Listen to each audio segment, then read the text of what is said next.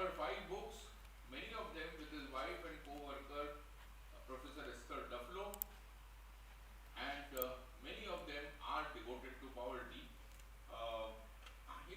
From 1992 until now, he has published several papers on development economics, on the delivery of public services, on poverty and so on, which incidentally places him in a special relationship with Gokhale Institute.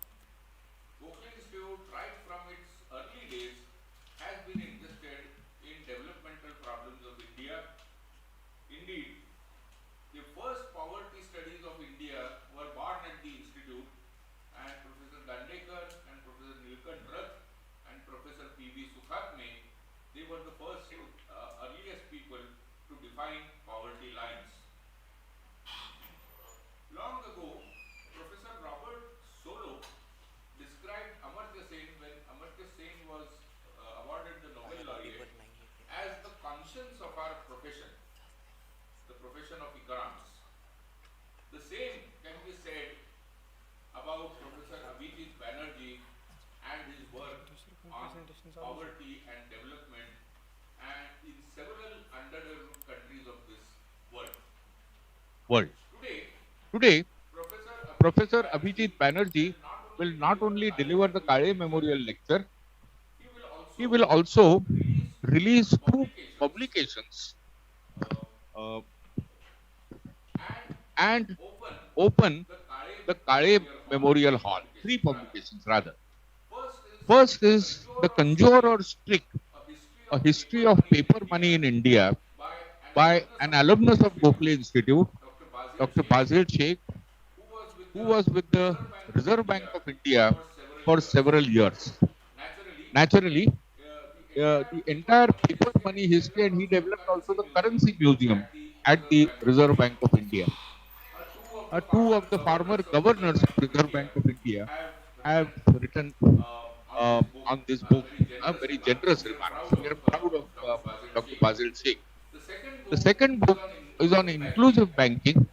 That is by Dr. Lalita Gauri Kulkarni and Dr. B.C. Joshi, who have been alumni or have had a long association with the Gokhale. The students' magazine Veritas has also this year's issue is being released by Professor Banerjee. Incidentally, money and banking are amongst the current interests of Professor Banerjee. He is working with Professor Eric Maskin on this theme at present. Inclusive banking, microfinance have been, of course, of abiding interest to Professor Banerjee. So we are very, very happy that he will be releasing these publications today. He will also inaugurate the late Professor Shiti Mohan Mukherjee and Dr. Vatsala Mukherjee Hall at the Institute. Just a remark about Professor Shiti Mohan Mukherjee and Dr. Vatsala Mukherjee. They were both at Gokhale Institute as faculty members in the 60s. Professor Mukherjee then moved to Shivaji University, Kolhapur, and from there he moved to Calcutta University in Calcutta. He had done outstanding work in forestry economics, in labor economics, and so on. And his work was referred to by Nobel laureate Simon Kuznets in his books. Very interestingly, after going to Calcutta University, he of course continued his work in economics, but he founded the first management sciences department at the Calcutta University. In his memory and that of Dr. Vatsala Mukherjee, his wife, the Mukherjee family has given a generous grant to the institute, and it's a matter of honor for us, matter of pride for us, that the memorial hall will be inaugurated, opened by Professor Abhijit Banerjee. Possibly, Professor Banerjee may have known Professor Mukherjee when he was at Calcutta University. I now invite Professor Banerjee to release these publications. Thank you very much. It's an honor for me. But first, of course, he will deliver the Kale Memorial Lecture, and then he will release the publications and open the hall. Professor Banerjee, over to you, sir. Thank you very much. Can you hear me? Hello? Can you hear me? Banerjee. Yes. Can you hear me? Can you hear me? Can you hear me? Professor Banerjee. Can you hear me? Can you hear me? I'm muted. Oh, 1 second.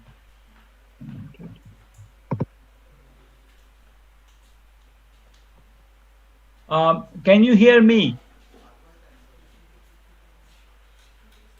Can you hear me?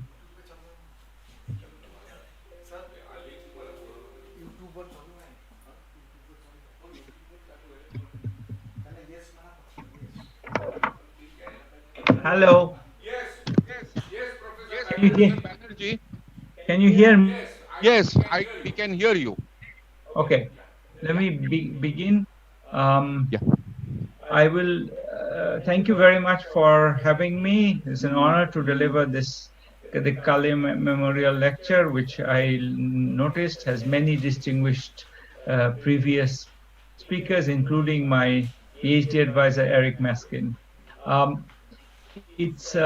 will, since we are short on time, I'm going to cut my talk considerably shorter than it would have been. I'm going to talk about a body of work that I've been involved in since I was a PhD student on the question of poverty traps. So, what's a poverty trap? The poverty trap is an answer to the question, why are some people so poor? And it's really there are only in science there are only two answers. One is it's something that's you know uh, potentially they're born that way. Um, in that's how it is. They happen to lack the skills to be not poor.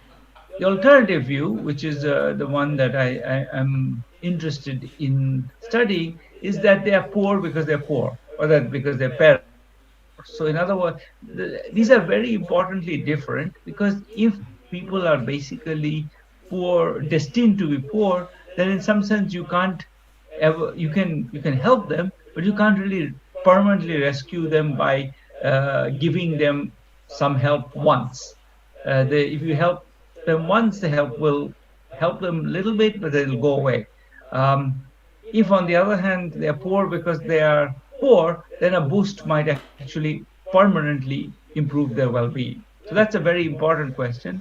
Conceptually, these I'm going to show you two diagrams, and they are supposed to summarize this idea.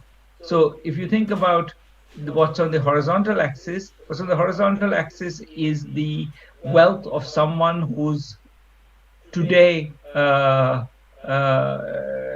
that's his wealth today. What's on the vertical axis is his wealth in, let's say, the next generation, that person's wealth. And what the curve, the red line, not the red line, the gray line represents is a relationship between the two. So some relationship between those two things. And what it captures is the idea that maybe as my wealth goes up, if I start with more, my children will also start with more, but maybe not too much more.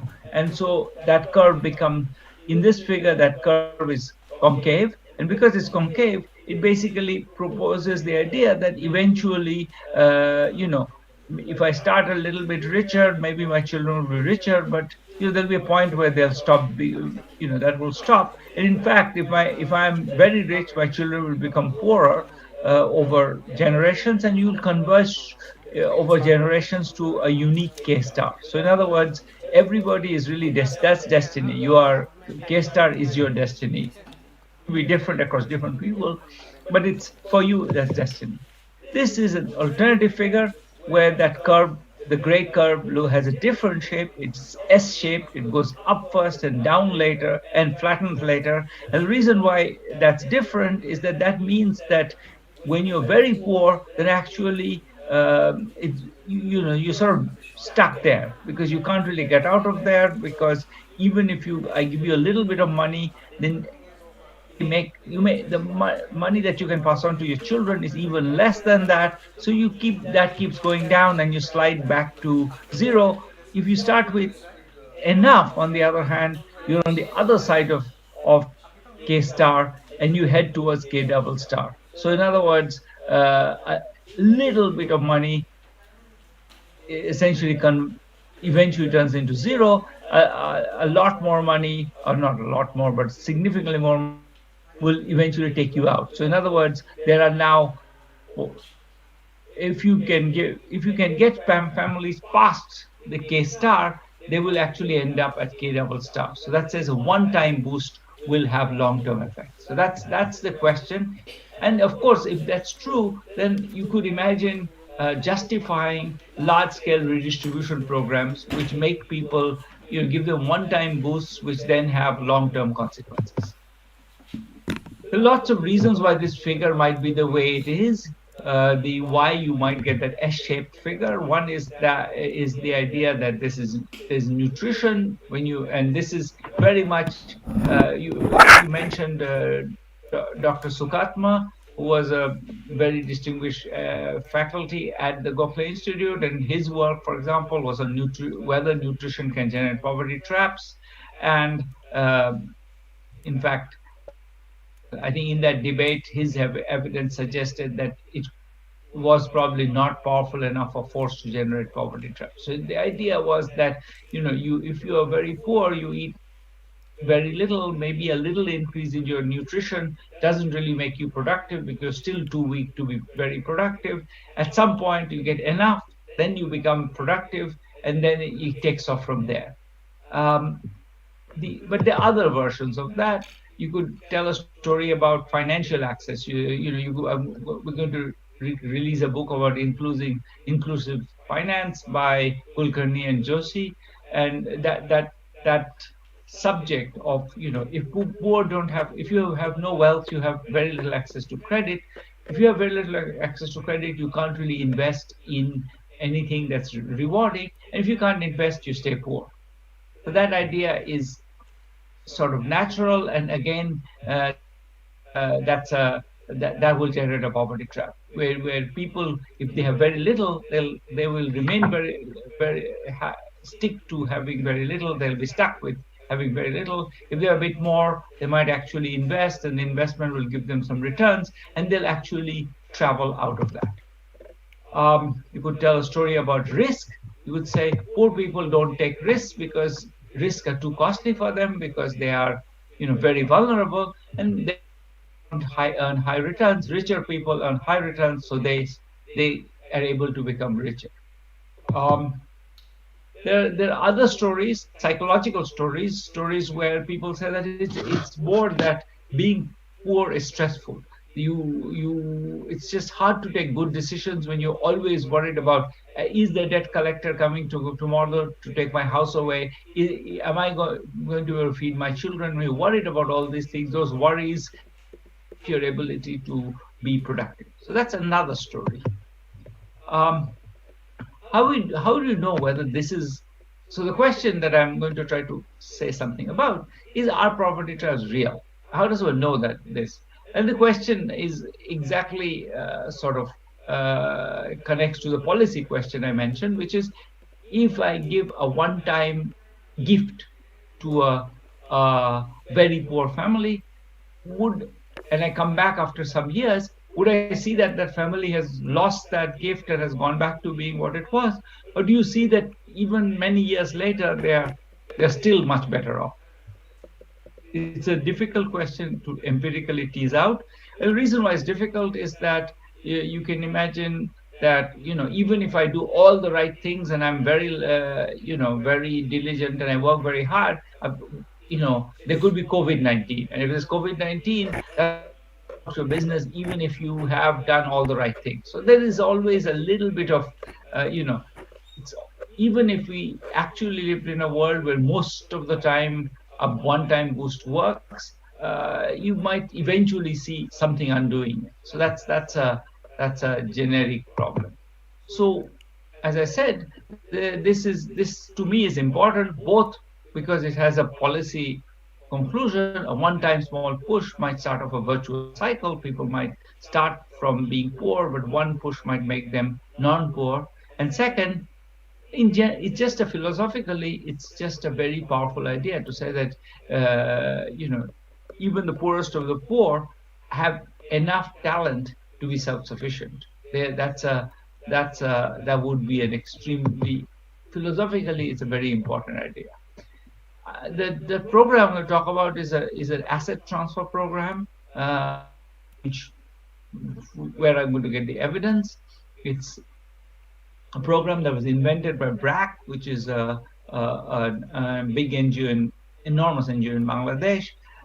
We were involved in a series of randomized control trials. Randomized control trials meaning people were randomly selected to be in this program or not. And we look at its impact. What did the program do? It gave people an asset. An asset typically means something like a cow, some goats, some maybe some things to sell, some training and handholding. Handholding means encouragement, saying that yes, you can do it. It's even though you've never done anything except maybe begging. A lot of these people were beggars before this happened. You can still do it. Some temporary cash assistance. You get some money. Till the cow gives milk, you can't really use the cow to get any in earnings. So you need something to subsist on. So all of those things, a package of those things, and what we find, and I'll show you some data across several countries, if people are more productive, they work longer hours, they earn more, they're happier, and they're healthier. So this is the 2 years after the program started, and you can see that in a number of countries, consumption goes up. These are from 6 countries. I'll tell you about the 7th, which is Bangladesh later. Savings goes up, income goes up. In that same pattern we see after when these are countries where the data was collected after this 3 years after the program started. You can still see in consumption goes up, the figure is a bit displaced, income goes up, etc. So you do see those things. Now, I'm going to focus on the Indian program, where we have now followed this program for 10 years. So we see these people 10 years later. They are, at some point we sort of followed them quite frequently. Then we went back after 4 years. Then we went back again after 3 years. So basically, income. So we see that consumption per head and income per head are about 30% higher after 10 years. This is identical people who were chosen by lottery to get this program and not. So surprising, right after you send them the assets, they, of course, that's useful to have assets. 10 years later, that means that they took that start and they kept going. More strikingly, the impact of getting the asset doesn't diminish. If we know, in fact, we see it grows between year 3 and 7. The impact actually accelerates, and that's the Bangladesh study, which I'll talk about later, has similar results. So let me not spend, since we are really extremely short of time because of the various technical delays. Let me not. So they are, and you probably can't read the table in any case. So let me just say, they're treated a richer, wealthier, have higher income, happier, or various members of society happiness are higher. So, they are, for example, they're healthier. They can do all the activities of daily living more. Their self-perception of health is better, but not significantly better. Their self-reported happiness is substantially better, and that remains true throughout the period. So, they are actually over time. In fact, their self-perception of health improves, and they are uh, the income is higher, etc. They are buying more durables. They are they're much more less likely to miss a meal, so much further away from starvation. Uh, Now, interestingly, this is not happening in a static world. It's not. The world is also changing. Good things are actually happening.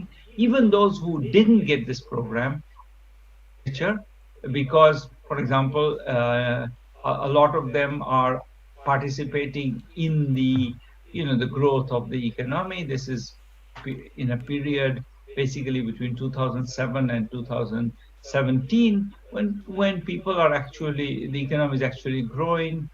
Since then, the growth has slowed down a lot, as you know. It has even become negative, but hopefully not for long. But it's something that is where so that means that the people who are in the control group, the people who did not get this uh, asset, are also growing, and that's the red bars. The red bars, you can see their per capita consumption is going up.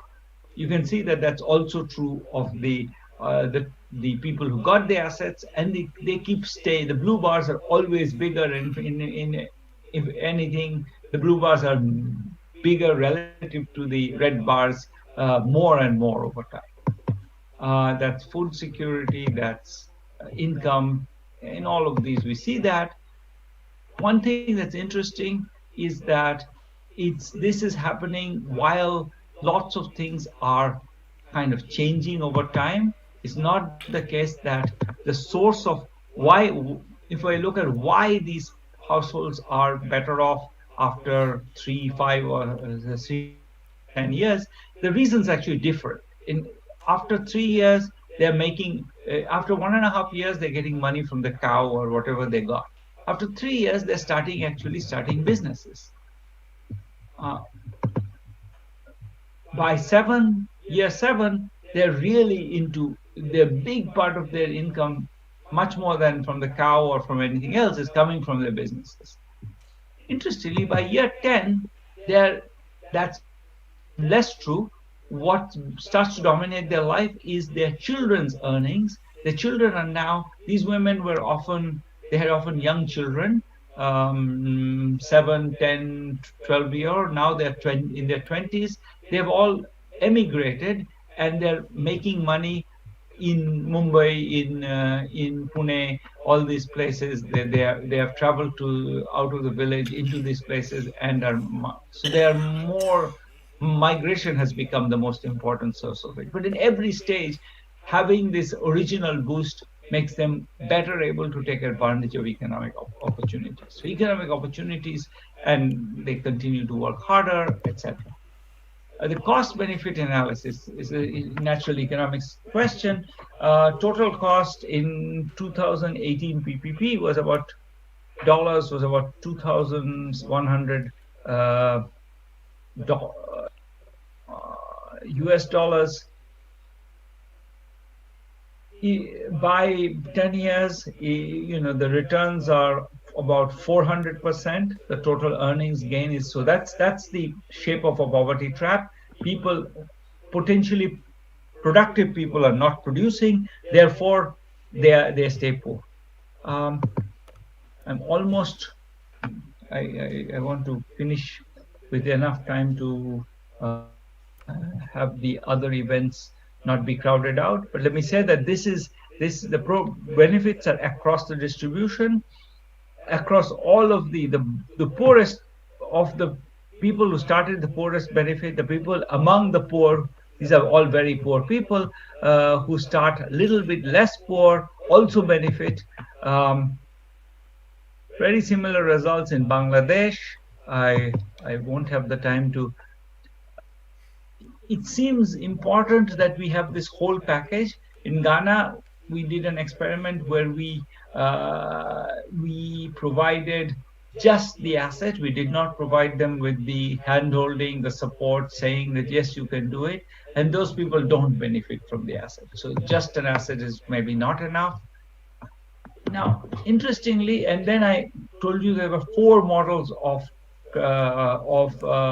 four different ways to think about why there is this effect. And I wouldn't say that we can say that we can eliminate any of them, but I can tell you that what's interesting is we tried and we did one experiment where we made sure that there was no risk, no capital constraint, and these people had enough to eat. And then on top of that, we provided them with an opportunity to make some more money. And we find that the people who are the most people who got the asset and who are feeling more economically comfortable tend to be the people who take advantage of it. So it seems to be that it's a psychological element in the story. There's a psychological element in the story. People who feel that they are no longer as desperate seem to be able to take advantage of economic opportunities. So I will conclude in the interest of time to say that it is possible to durably increase earnings, at least for the poorest of the poor. Poverty traps are probably real, and I think taking poverty traps seriously is extremely important for the design of social policy, because it answers the key question, which is how do we design support? Should we give people a small amount of money every year, or is it useful to actually take that money, put it together once, and give people one big push? And if anything, this evidence points to a big push, so it points to maybe a different way of thinking about social programs. So with that, I will again thank you for having me, and thank you for inviting me to give this lecture. And I will now move to the next step in the program.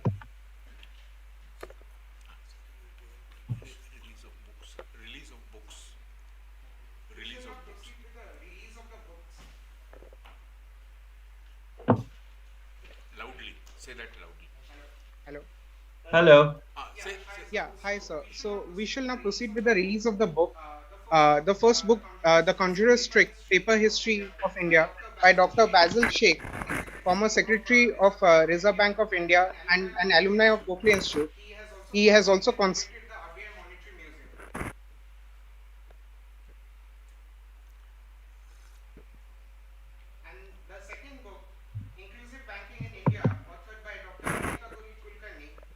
I can't hear you.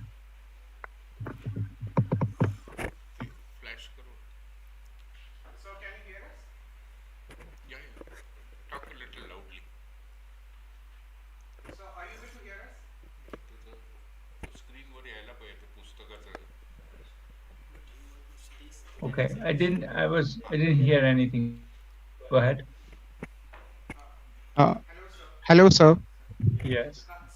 So can you hear us now? Yeah. Yeah. No, I was just saying, thank you for sharing us with such illuminating ideas. Your ideas and work have certainly bring forth a resurgence in experimental approach to economic research. Given the history of Berkeley Institute's past research in measurement of poverty, especially, we are confident that your ideas today will have inspired and stimulated our students to carry forward their research endeavors in the fight against global poverty in future. Now we shall proceed Thank with you. the book release. Uh, the Conjurer's Trick, An Interpretive History of Paper Money, authored by Dr. Basil Sheikh, former Secretary to Reserve Bank of India and alumni of Berkeley Institute. He has also conceived and curated the RBI Monetary Museum.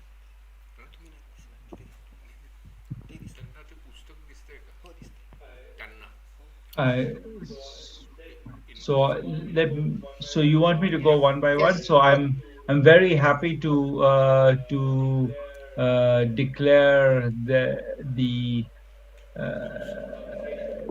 publication of the conjurer's trick.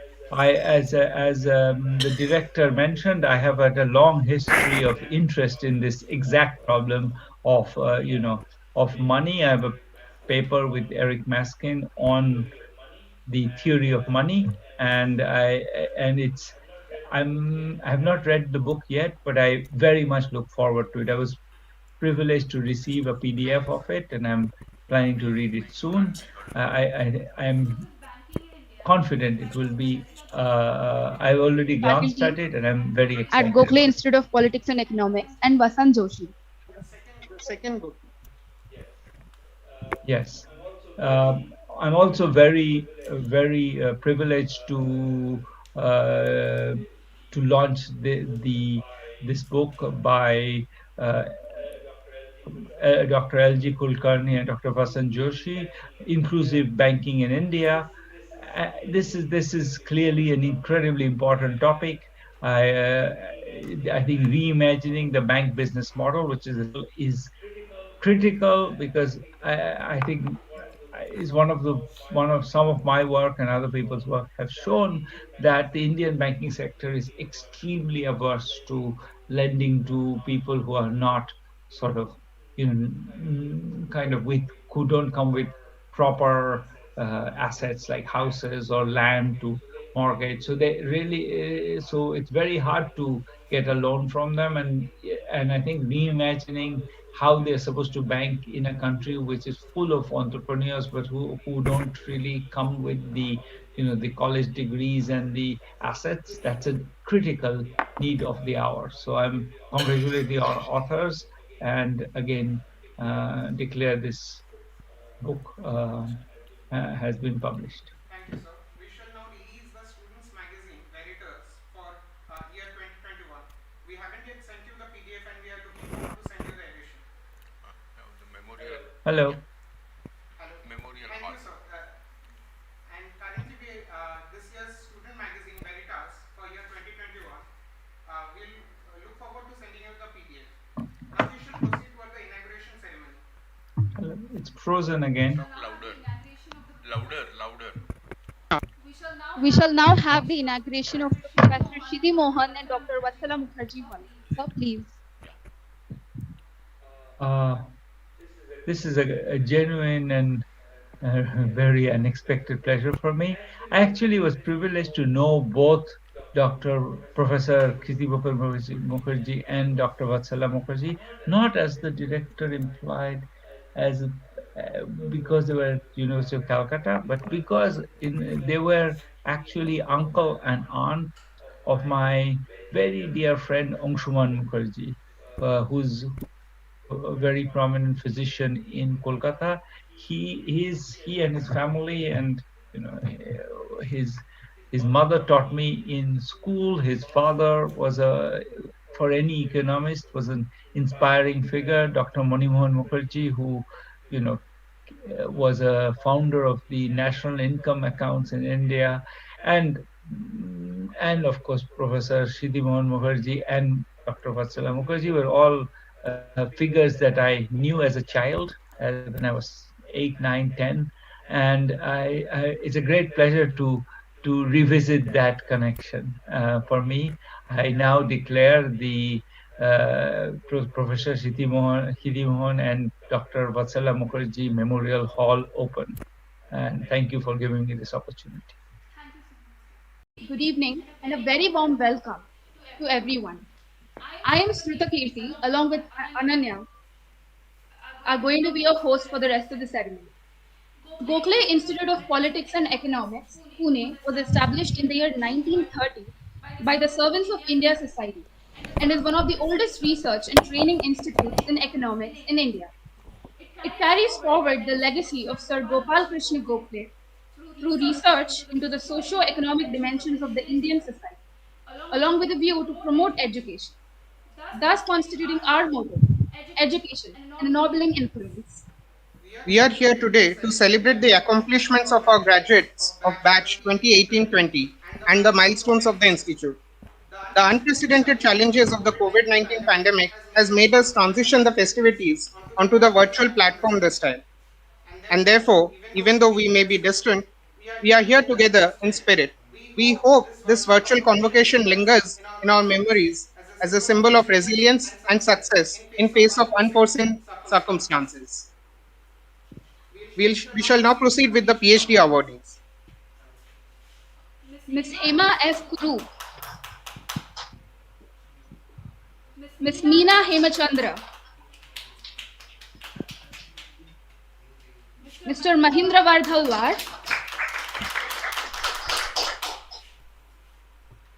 and Mr. H. N. Panda.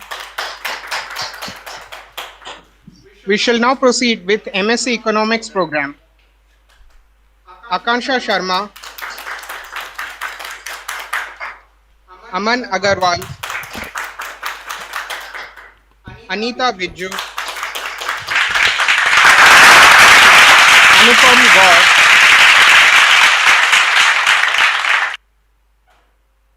Arushi Bijalwan, Sonali Bare, Abhijit Base, Jayashree Bhushare, Akshita Jain, Davkar Vaibhav, Dipti Gaur, Pal Pratik Sinha, Drishti Gaikwad, Ravi Gaikwad, Geeta Giri, Himanshu Gaidhani, Shubhangi Kanake, Ganesh Lohar, Shubham Mahajan, Pankaj Makmale, Manish Kumar Prasad, Mohammad Hossain Ishaqzadeh, Nayan Jangiani, Vaibhav Padghane, Kamlesh Pahurkar, Manesh Patil, Pranjali, Priyanshi Chaudhary, Riya Ratanpal, Shikhar Agarwal, Shlesha-Tai Uke, Shraddha Shrivastava, Sugandha Shukla, Shujay Shalke, Tanisha Dugar, Vaishak Nair, Vaishnavi Patil, Yash Rawat, Ankita Bahadure, Sanjivani Chauhan, Shraddha Dharaskar, Swapnil Ranbhis, Shusha Shende, Apurva Pawar. Now moving on to We'll be now moving on to MSc Financial Economics Program. We have Anand Raj, Anusha Yadav, Ashwin Kaur Batra, Banmeet Kaur,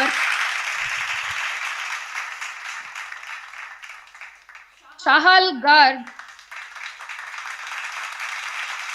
Dipanshu Sinha, Harshvardhan Rasya, Harshit Shandilya,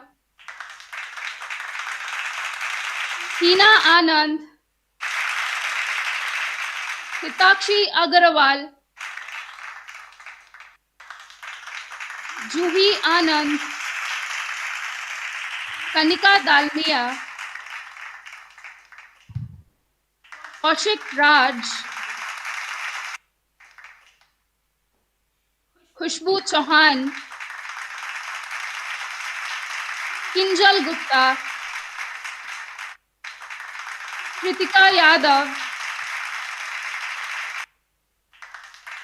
Madalsa Podar, Manoj Parikh, Niyati Srivastava, Prachi Chakole, Sania Puranik, Rahul Singh, Sagun Paruthi, Safi Sayam, Shikha Goyal, Shivam Kumar, Shivani Seth, Shrey Goyal, Shreya Raina, Shreyasi Sirkar, Imran Agarwal, Saujatya Banerjee, Tanya Tripathi, Tejas Chopra, Urmila Biji, Urvashi Khandelwal, and Vabhavi Verma. Now moving on to MSc Agribusiness Program. Aheli Roy, Abhishek Raghuvanshi, Aditi Bolia, Akshay Khurana, Amrit Bhaniramka, Ananya Khurana, Anjali Mathur, Ankit Debnath, Bharati Kumari, Bhavesh Chaudhary, Bihan Sinha Roy, Debolina Samanta, Deepika S, Karan Sahni, Kirti Goyal, Krishna Kanta Das, Usha Shekri, Mehek Shegal, Maitri Singhal, Medha Gangopadhyay, Siddhant More, Niva Cherukuri, Rakshal Jain, Kanshu Shaha,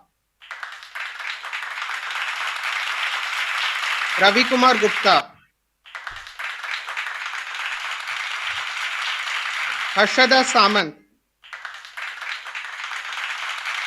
Sanjivani, Shravan Godawat, Shefali Shravani, Shefali Kushwaha, Shivam Gupta, Shivam Tandon, Shubhika Shivastava, Shweta Jain, Simran Arora, Suraj Bhan Singh, Susantika Chakravarti, Suyash Keshari, Sweta Patra, Vanshika Khandelwal, Yogesh Bholve, Raja Mohammad Wasim Ahmed Dar. Moving on to International Business Economics and Finance Program, Akanksha Tyagi, Ankit Kumar Saha, Ankita Sinha, Anshika Agarwal, Anshika Verma, Anushka Malik,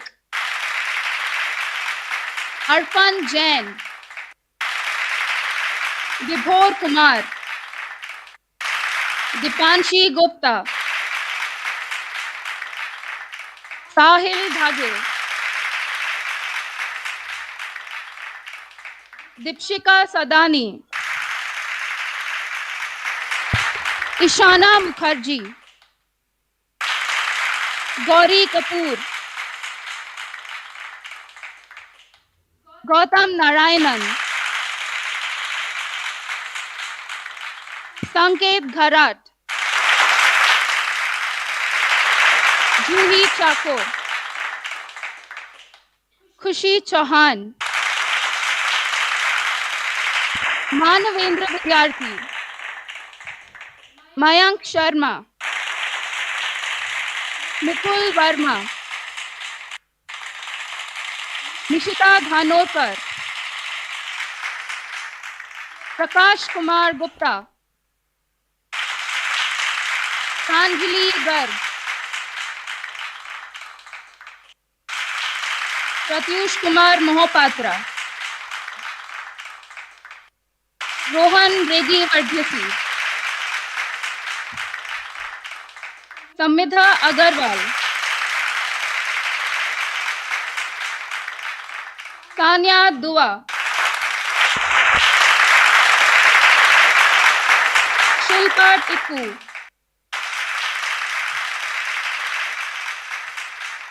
Shubham Kumar, Shubham Saxena, Shweta Adhikari, Jyotika Singh, Shambhavi Singh, Shrishti Khanna, Vibha Chitkara, Vidhi Gupta, Vivek Agarwal, Atif Umar, and Sneha Solanki. Now proceeding to the prize distribution ceremony, we have Panduragi Prize for securing first rank in MSc Economics and Professor M.V. Namjoshi Prize for securing first rank in MSc Economics program, along with Dr. Sulava Brahme Prize for securing highest marks in social exclusion and inclusive policy, goes to Arushi Bijalwan. Sri R.M. Agnihotri Prize for securing highest marks in economics of development, and Professor Kumudini Dandekar Prize for securing highest marks in population studies and health economics goes to Shraddha Srivastava. Professor B.G. Bapat Prize for securing highest marks in International Economics 1 and 2, and late Manorama Joshi Prize for securing second highest marks in Linear Economics goes to Dakshita Jain. Professor Anand Nadkarni Prize for securing highest marks in public economics goes to Priyanshi Chaudhary. Dr. P.N. Mathur Prize for securing highest marks in Linear Economics goes to Niyati Srivastava.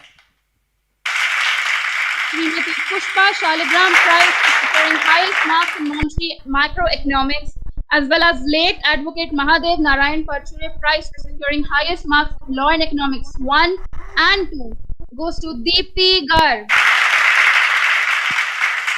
Professor Shikantan Prize for securing second highest marks in Population Studies and Health Economics goes to Drishti Gaikwad. Professor D.R. Gadgil Prize for securing first rank in MSc Financial Economics program, and Professor M.B. Mistry Prize for securing highest marks in Financial Economics goes to Khushbu Chauhan.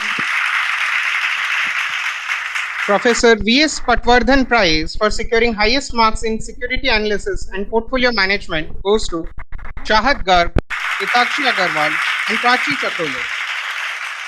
Professor A.R. Kamat Prize for securing highest marks in computational finance goes to Sagan Paruthi. Professor N.V. Sovani Prize for securing highest marks in financial modeling and engineering goes to Ashwin Kaur Batra, Vanmit Kaur, Hitakshi Agarwal, Juhi Anand, Tanika Dalmia, Kaushik Raj, Khushbu Chauhan, Kinjal Gupta, Manoj Parikh, Prachi Chatole, Puranik Sanya, Shikha Goel, Shivani Sheth, Tanya Tripathi, and Vabhravi Verma. Professor V.M. Dandekar Prize for securing first rank in Msc Agribusiness Economics Program goes to Simran Arora. Professor D.C. Wadhwa Prize for securing highest marks in supply chain in agriculture, and Mr. S.G. Barve Prize for securing highest marks in agricultural policy framework in India goes to Anjali Mathur. Professor Jagdeep Bhagwati Prize for securing first rank in Msc International Business Economics and Finance Program goes to Gautam Narayanan. Professor T.N. Srinivasan Prize for securing highest marks in trade theory goes to Viva Chitkara. Professor A.V. Rajwade Prize for securing highest marks in foreign exchange derivatives and Professor D.K. Bedekar Prize for securing highest marks in trade policy goes to Shambhavi Singh. Professor Kumud More Prize for securing highest marks in the economics of multinational enterprises goes to Dipanshi Gupta. Securing highest marks in international trade and agriculture goes to Shweta Patra. Professor Shukatme Prize for securing highest marks in strategic agro-food marketing goes to Akshay Khurana. D.R. Godwin Memorial Prize for Best Paper published in Earth Vigyan entitled Inflation Dynamics and Impact of Demand and Supply Shocks. Evidence from India goes to Priyanka Sahu. Gopal Krishna Gokhale Memorial Annual Prize for Best Paper published in Earth Vigyan entitled Electoral Volatility Analysis of the State Elections in India from year 1981 to 2017 goes to Shreya Raval and Prakash Shalvi. We now invite our registrar, Professor P. N. Rath, to deliver the vote of thanks.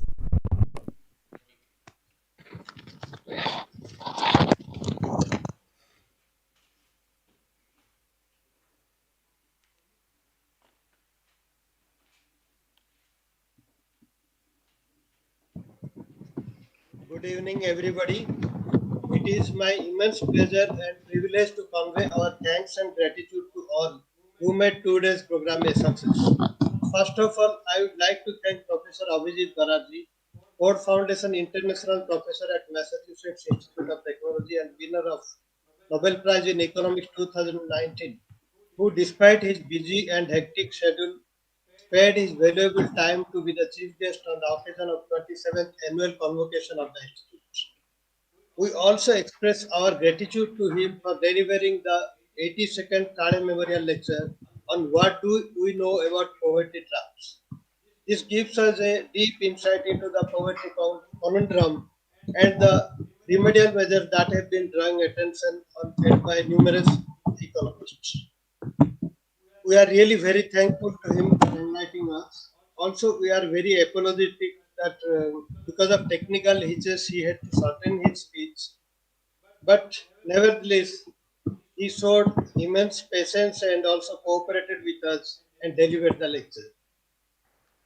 On this occasion, I would also like to thank our Chancellor, Dr. Rajiv Kumar, who is the guiding spirit of the Institute. Unfortunately, he could not attend today's function because of his busy schedule. I would like to extend my heartfelt thanks to Ms. Mary Pietrusco, Senior Administrative Associate at Abdul Latif Jamil Poverty Action Lab, JPAL, who facilitated the program schedule on behalf of Professor Abhijit Banerjee. Thanks are all due to all members of different statutory and non-statutory bodies of the institute for their goodwill and participation in the media persons for the coverage of today's program. The online convocation, which we are forced to hold us for the first time, could not have been smoothened without the hard work and effort of our academic staff and also IT support staff. Though there were some initial hiccups, but somehow uh, we should appreciate the efforts and untiring efforts put by the staff towards making the program a success. I would like to thank the teaching and non-teaching staff of the institute who have extended their cooperation in whatever way they are asked for towards making today's program a success. Last but not the least, I would like to express my thanks and gratitude to all our graduated students who cooperated with us and participated in the virtual convocation. We understand that their physical presence would have given a different flavor to today's function, but we could not make it because of the pandemic. We wish you all very bright future and prosperity in your future aspirations and professional pursuits. With these words, I once again thank all of those whose direct and indirect contributions made today's program a success. Thank you once for all. And with this, I declare the convocation ceremony as concluded.